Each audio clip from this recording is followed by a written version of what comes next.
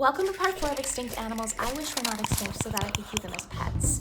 Today we're talking about the smallest species of elephant ever discovered, the Paliloxodon falconeri, also known as the Sicilian Maltese dwarf elephant. As a calf, these elephants were no bigger than a house cat and didn't grow to be more than 3 feet tall. I mean, can you imagine holding a little cat, but it's actually an elephant? Here's some skeletons in a museum, and look at the infant skull. It's literally so tiny. It's also suspected that they were a little more hairy than the average elephant because they were so small and couldn't keep as warm. They lived on the Mediterranean islands of Sicily and Malta roughly 200,000 to 500,000 years ago. Interestingly, they're actually part of something called the island rule or Foster's rule.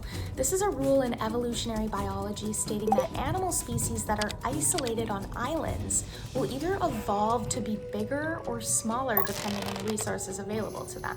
So bigger animals like elephants tend to get smaller because they have limited food resources and limited land area, while smaller species like rats or reptiles tend to actually grow bigger because they have less predators. For the dwarf elephant, the island rule meant shrinking, but for the Cygnus falconeri, it meant growing. That's right, this is a giant swan that lived alongside these tiny elephants. They were 6 feet tall and had a 10-foot wingspan. Southern Italy vacation would have looked a lot different back then. Follow for part 5 and let me know in the comments what's your favorite extinct animal.